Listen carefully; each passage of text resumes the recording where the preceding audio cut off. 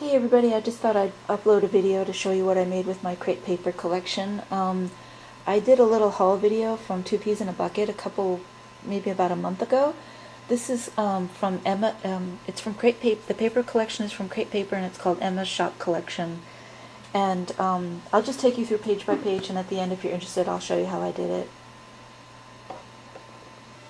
So I've opened up the album, and this is the first page, and I thought I would just start by having a zoom in. So see this very cute little piece here. They had a ton of those in the collection, and so I tried to intersperse it between the pages. This is the inside front cover, and they had a lot of die cuts, and a lot of it was based on the theme of sewing and little girl dress up.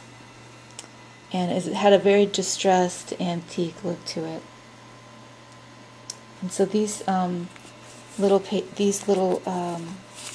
die cuts just fold out, and then I could do whatever I want in there, stamping or photos, or as I add photos I'll figure out more, I think, how to finish embellishing this. But just for the basics, I've got everything in the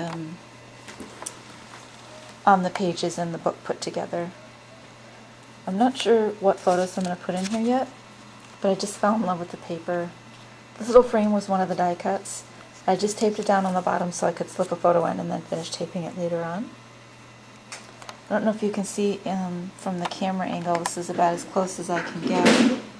The paper is very distressed already, so it looks like it's just, been around. It looks like it's just antique paper, basically. Paper that you might have picked up from an antique store. So here's another frame and some stickers. They had a lot of these little guys here. And there wasn't much variety in the collection, so you'll probably see a lot of repetitive pages here, so I'll just flip through it really quick for you. I think the funnest part is just seeing how these little pieces intersperse between the pages.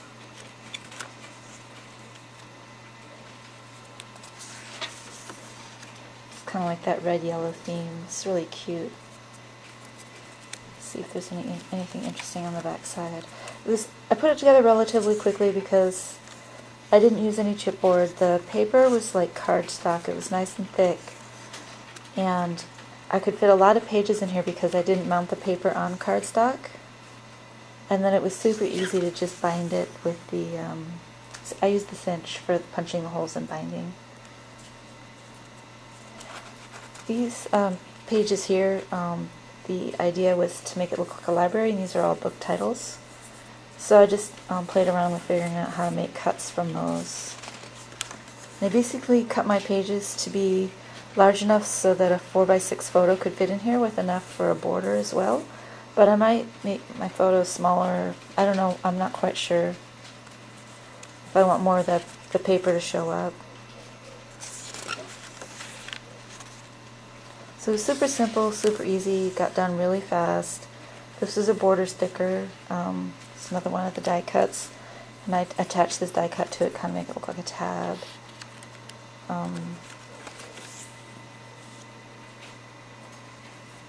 This is one of the funnest pages. It's really cute. I hate to cover it up.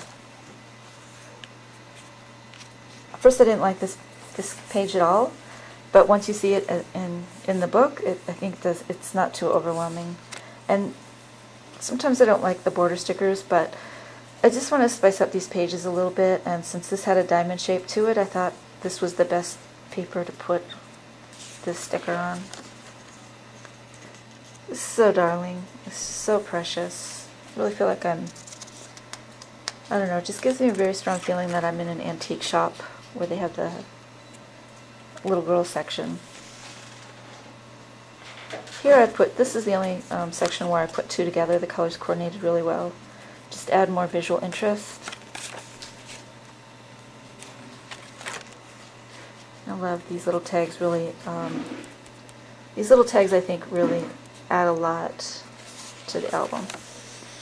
This was my least favorite page, but when it was cut down smaller and I paired it with another design, I ended up liking it a little more, and I can always cover up most of it with a photo if I wanted to. So this is probably the cutest tag, and you wouldn't know it, but I put it here because it's peach to pair with the peach here, but when you flip it over it's really sweet. Like that. I also put another border because this page is so plain. And I just love this music sheet. Isn't that pretty? So beautiful.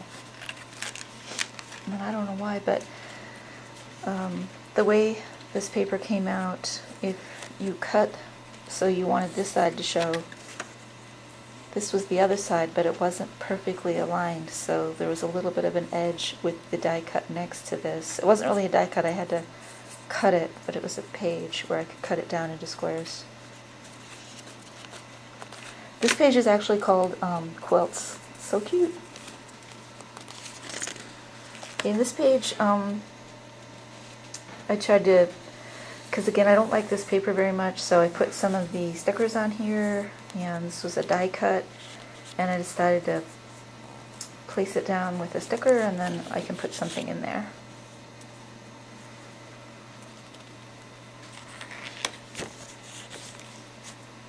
Then it gets a little repetitive towards the end because again, there wasn't a lot of variety in this collection, and I kind of ran out, so some of the similar papers ended up at the end. Here's my back cover. So cute. There were 4 of these images on a page, and I was trying to figure out to make the best use out of them, and this is how I ended up using one of them. And then the back cover, if I can put that over. So basically these are all die cuts and stickers, and I used basically a Mod Podge product to put it on, so it has a very glossy, somewhat textured surface to it.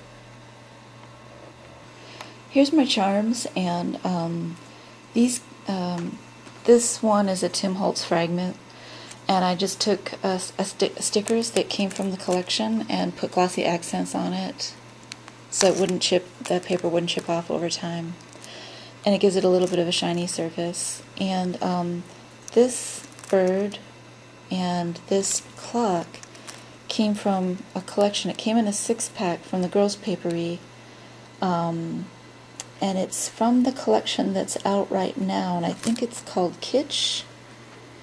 Anyways, I thought I'd do a video after this and just show that paper collection. I picked up all the pages in the collection because I heard, well, not only because I loved it, but I heard that it's the last collection that this particular designer is going to put out, and apparently she's going to leave the company and do her own thing in a different way. So, anyways, so those are the charms, and I just put a little brown bow here. I thought turquoise would be better, but I didn't have turquoise, so my next best thought was that the brown looked good with the pink and the turquoise, a nice accent color. And so if you're interested, I'll just walk you through how I made the covers.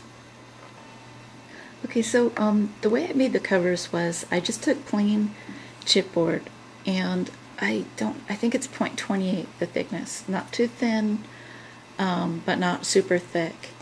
And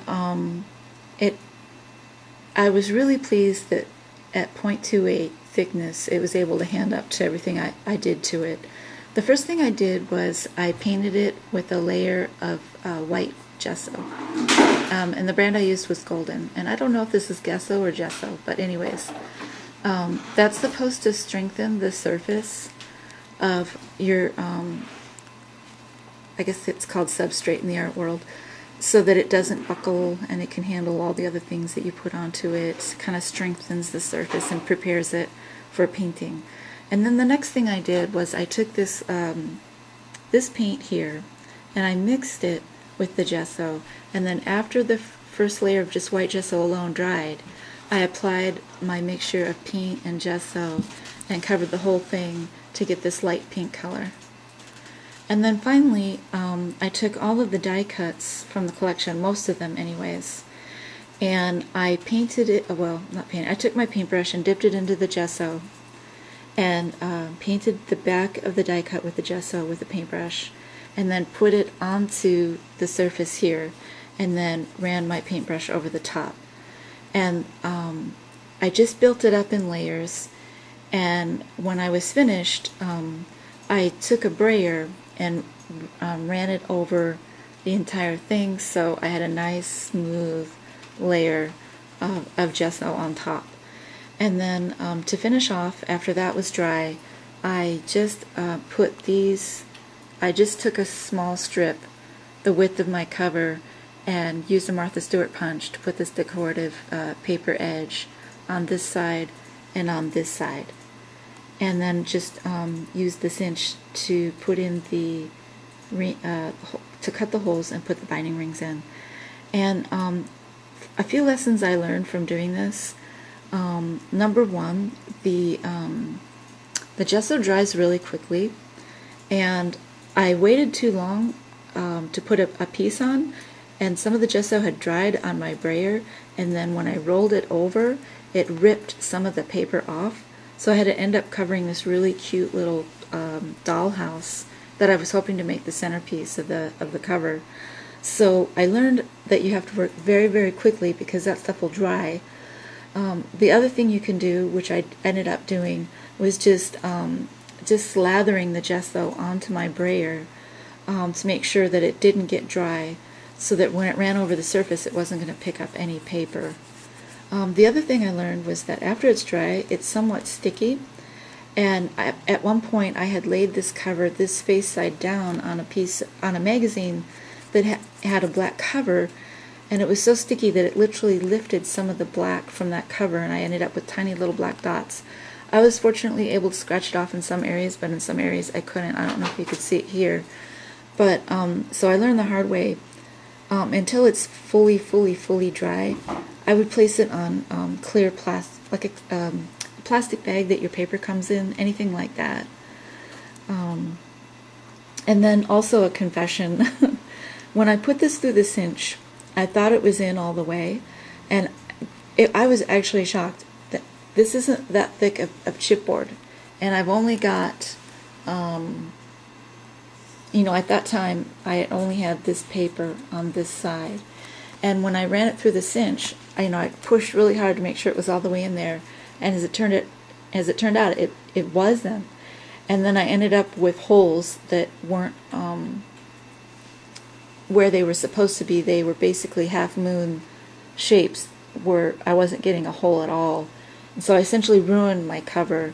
But so my fix was to cover it with this paper edging here and then recut it, and it's holding. So then I decided to do the same thing on the other end with a different piece of paper to kind of give it some symmetry. So it was a happy accident. So I learned a lot from this project. It was a total blast doing this collage. Another thing I learned about doing this collage is that, I think I could have done the whole collage on a dry piece of paper and then one by one lifted the pages and put them in place, or which I didn't do. I just did it randomly and just picked up pieces and just started gluing them down. And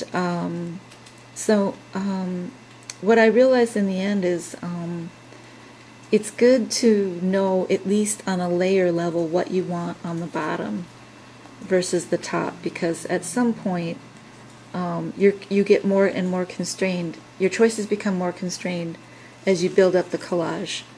So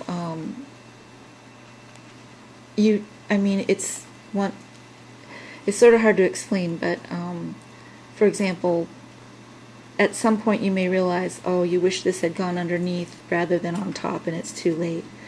But so it's sort of a hit and miss thing, and it was like I wanted something more interesting than just plain paper, and I thought it was really fun, and I thought it fit the theme really well.